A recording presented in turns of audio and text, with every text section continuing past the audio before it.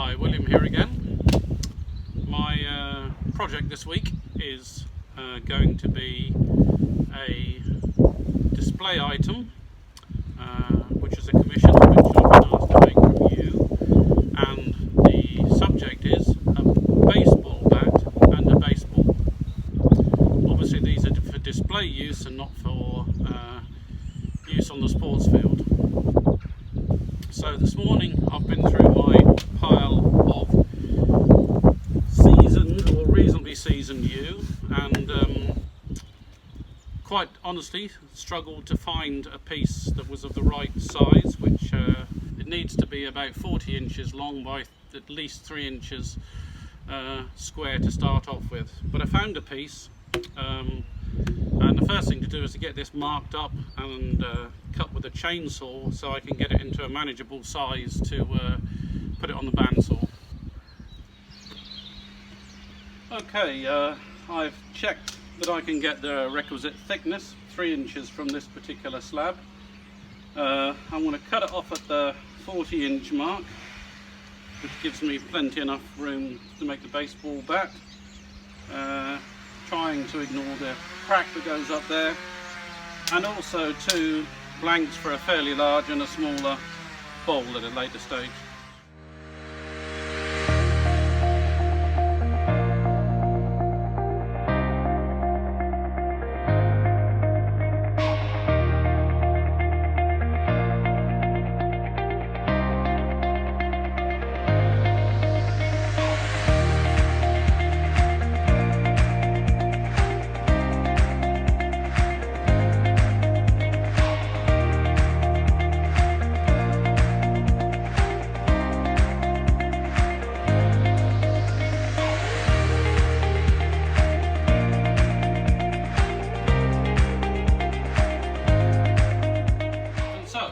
To the baseball bat.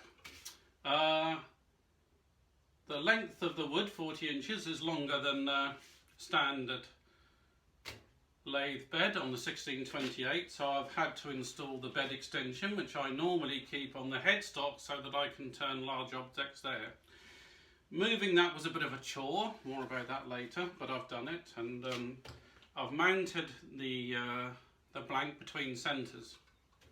Now, not being a sportsman, I didn't know much about baseball, having always assumed that baseball bats were in fact a home security device, and I had no idea really that they were connected with a sport in the United States of America which is called baseball, which was copied from a game that primary school, elementary school girls play in England called rounders. So there we go.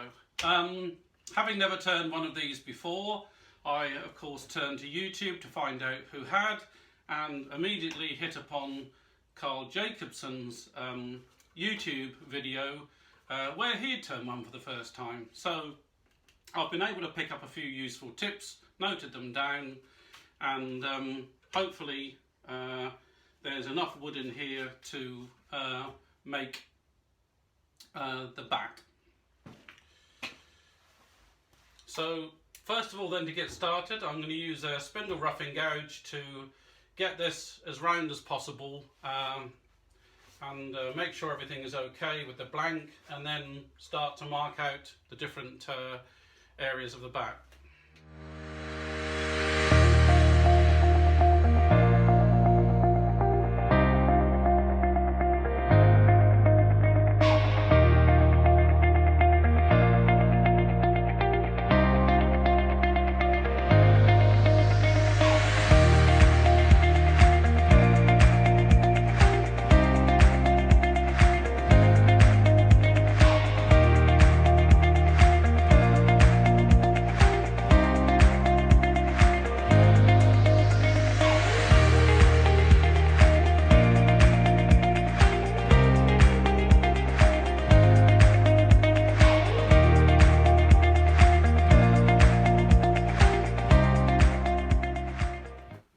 So, roughing out with a spindle roughing gouge, not too bad.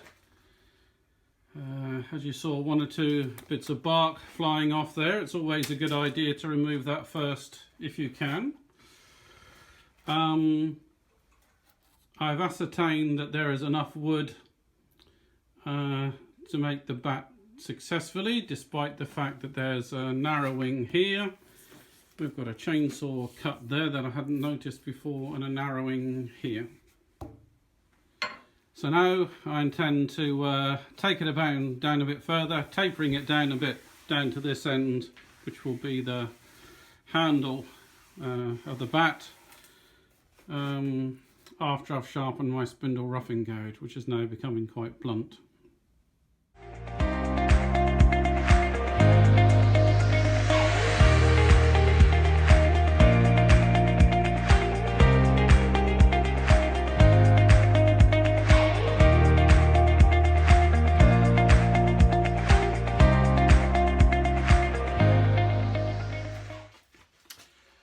So, an update. I've followed Carl Jacobson's example and used a parting tool to put a series of grooves down the piece down to 3 inches as a guide to now making the whole spindle 3 inches in diameter. It's already apparent that the bat will in fact be the other way around to what I expected. And in fact, the barrel and the ends will be here, followed by a taper, the grip and the knob at this end, because this is where the maximum wood is and here's where the minimum is.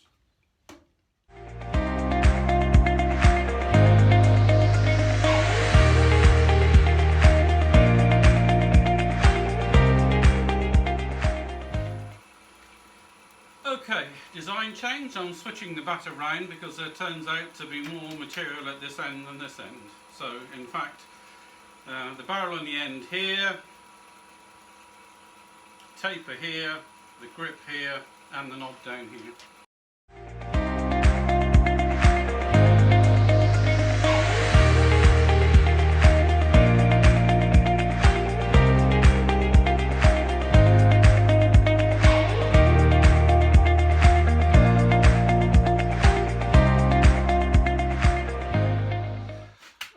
So update, I've just been practicing my skew along there, along what's going to be the barrel. Next thing to do is to reduce the handle to about 1 1/4 inches, do the taper, finish reducing the handle, then do the knob.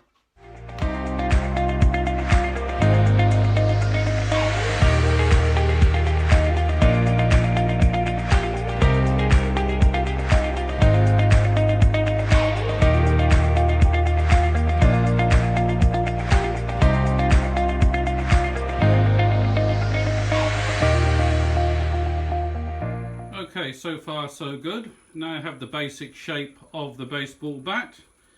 Next task is to do the end, start to taper it off, do the knob down here at the bottom, and then start abrading.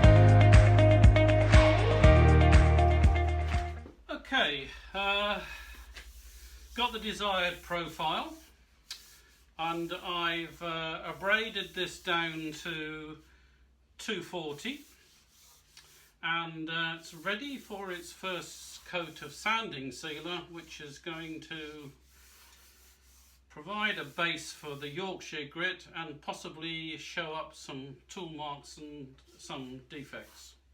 We'll see.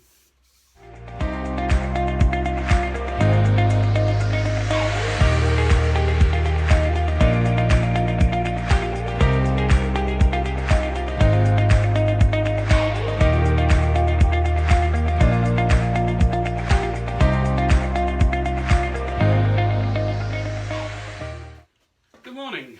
So we're on the third session with this particular piece, this display yew baseball bat. This morning I've taken a fresh look at it in the cold light of the morning and found one or two blemishes, a couple of tool marks and other undesirable features that I want to get rid of. So I did a bit of additional abrasive work this morning and have reapplied the shellac, denibbed it, applied a second coat of shellac, and now we're ready to move on to Yorkshire grit.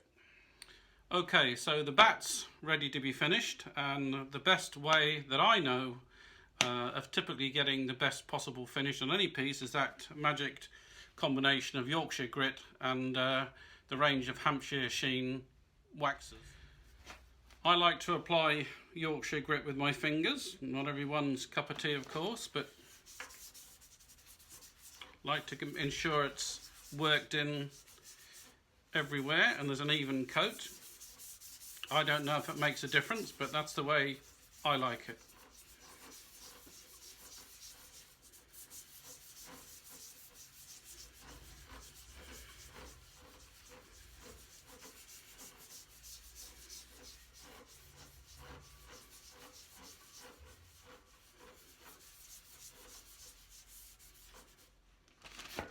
Bit more on there.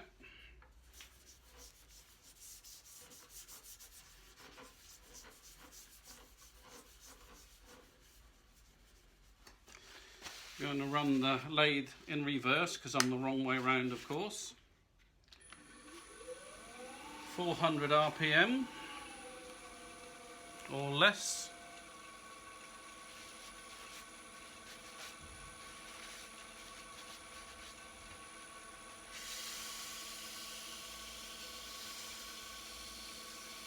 And as per the instructions that come with Yorkshire grit,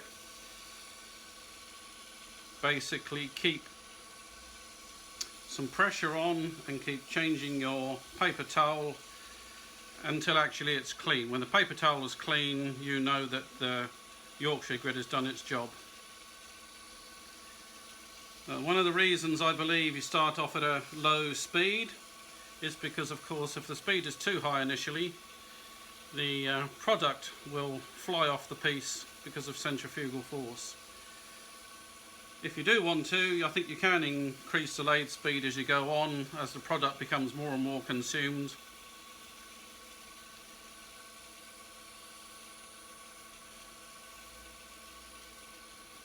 As the process progresses, you can feel a difference in resistance as the Yorkshire grit does its job, until eventually you'll find the surface is extremely smooth and the paper towel is clean. This process can take typically, in my case, 3, 4, 5 minutes depending on what you're doing.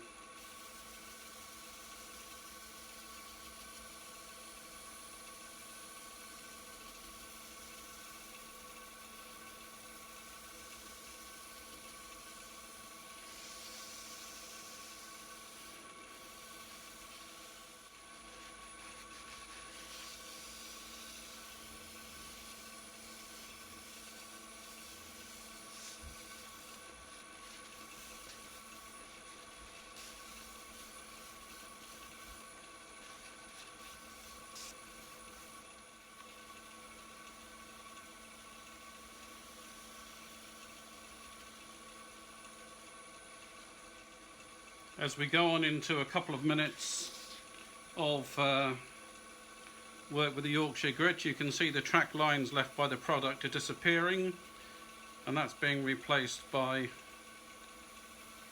a nice gloss. And you can feel the resistance on the paper is changing as well, meaning that the Yorkshire grit is now almost done its job.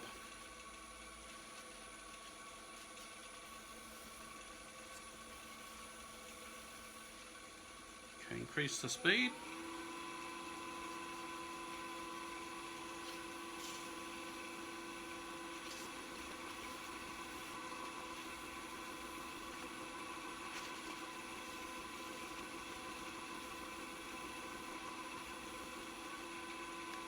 becoming less and less product on the paper.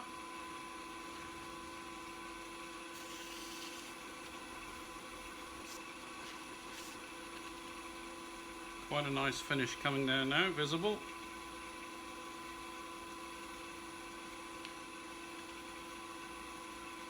And now you can see paper's pretty clean, which means the Yorkshire grit is consumed and it's done its job.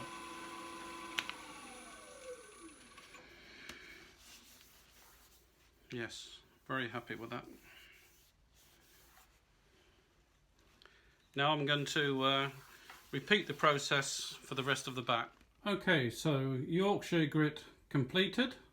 I don't know how much detail this camera will pick up in this changing ambient light in my workshop, but the result is extremely good as usual. It's left a very uniform finish throughout the whole length.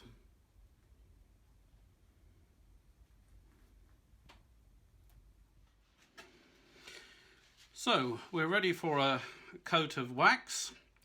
Normally I'm not a person that likes high gloss finishes, but in this case I think this bat, because it's a display item and it's yew, it deserves a very high gloss finish. So I'm opting today to go for Martin Sabin Smith's Microcrystalline Wax, which I've never used before and I only acquired this morning from Yandles.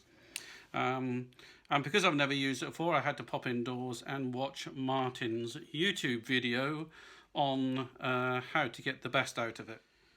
So the wax itself is white, which means it's not going to discolour the wood. And referring back to Martin's video, the best way to apply it is to apply it sparingly using a cloth, wait for it to dry, then simply buff it up at high speed. So that's what I'm going to try.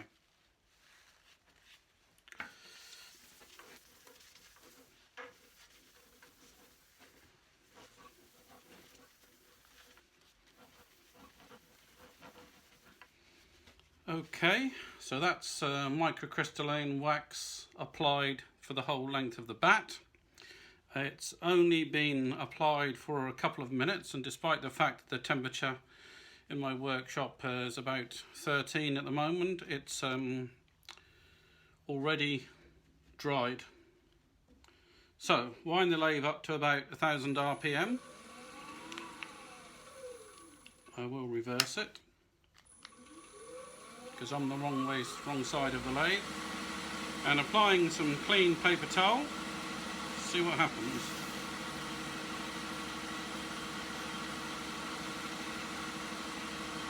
I'm not sure if the camera can pick up that, but there's a good shine coming there already.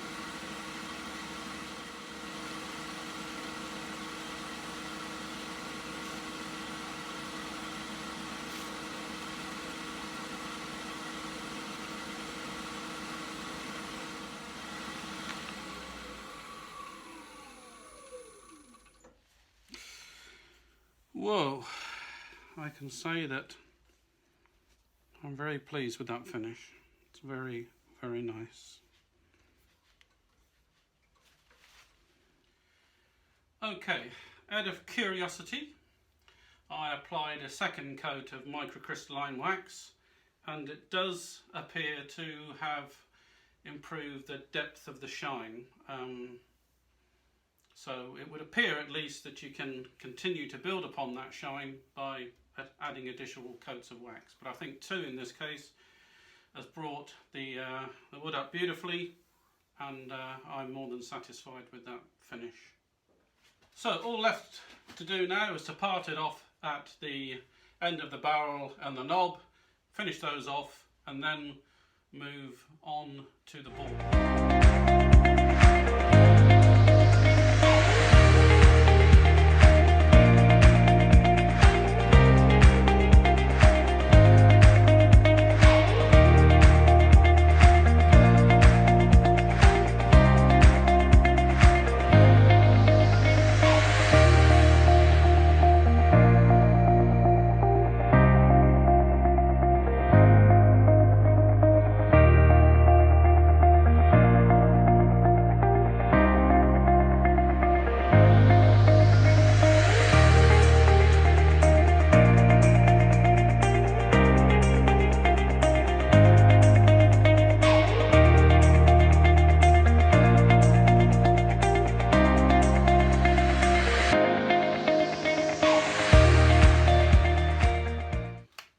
Okay, in the final session with the baseball bat and ball, we have to make a ball.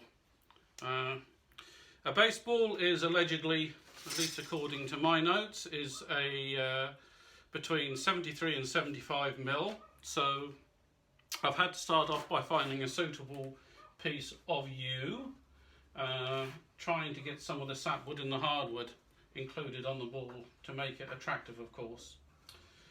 So the first thing to do then is to rough out this piece of scrap wood to get it into a cylinder.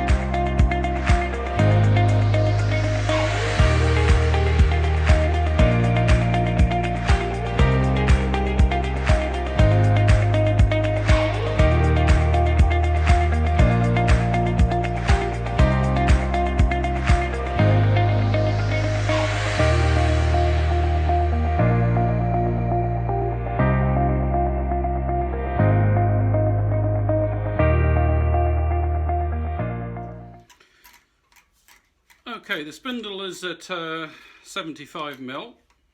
There's a few linear cracks in the white wood, and I'll take care of those in a minute.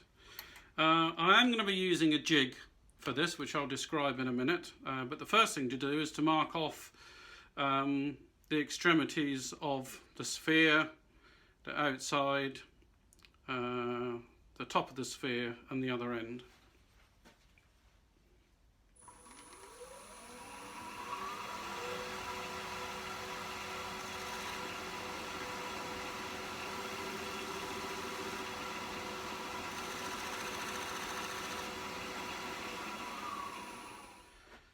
Okay, before we go on to the jig, we just need to make the sphere approximately round, leaving the tool on the jig itself to finish it off.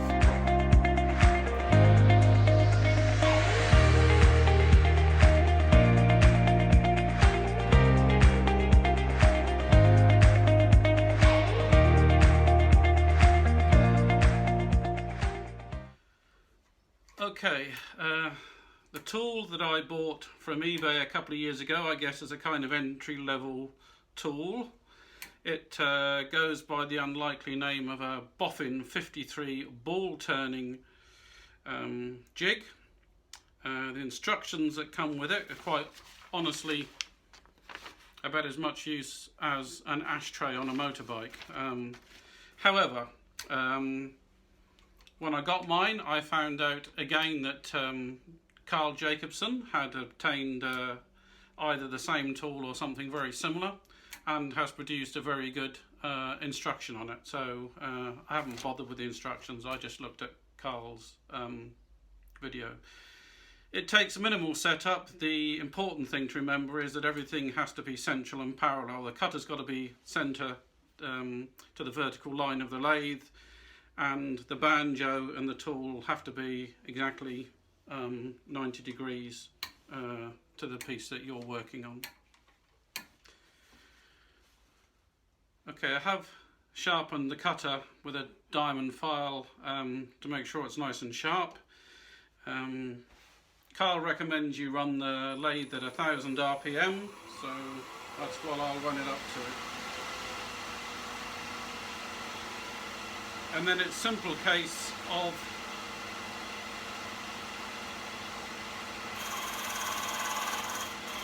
taking nice gentle cuts.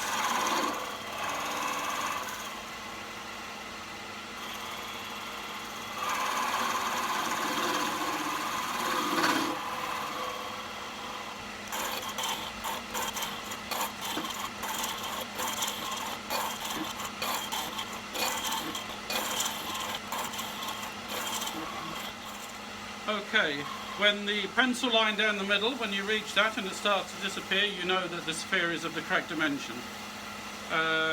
What I have to do now is to turn it off and put it in a jam chuck to finish off the sphere.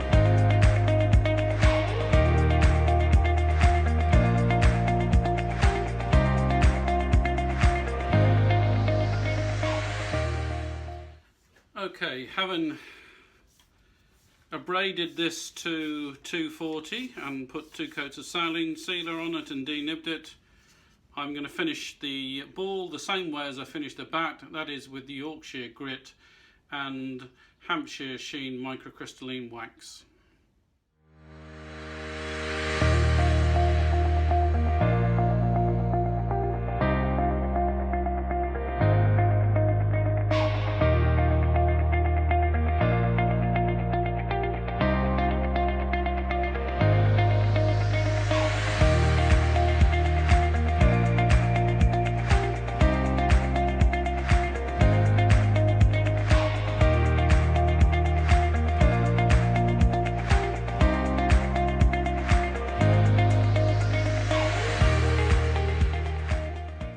Okay, the Yorkshire grit's done its magic.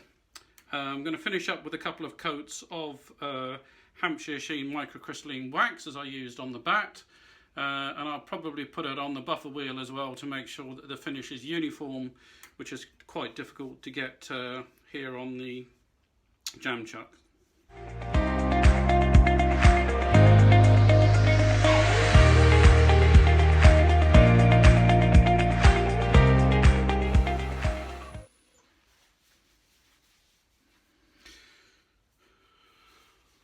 Nice gloss finish.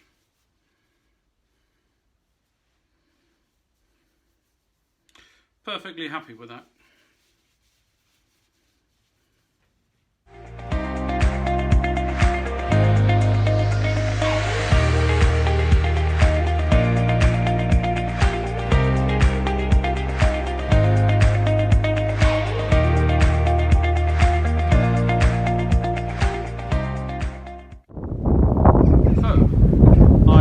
Anybody's going to turn a baseball bat and hand it over to the customer without having a go with it first. So, okay, throw the ball. Come on, throw the ball. Come on, throw the ball. I throw it for you every day. Damn lazy dog. Oh, finally. Here we go.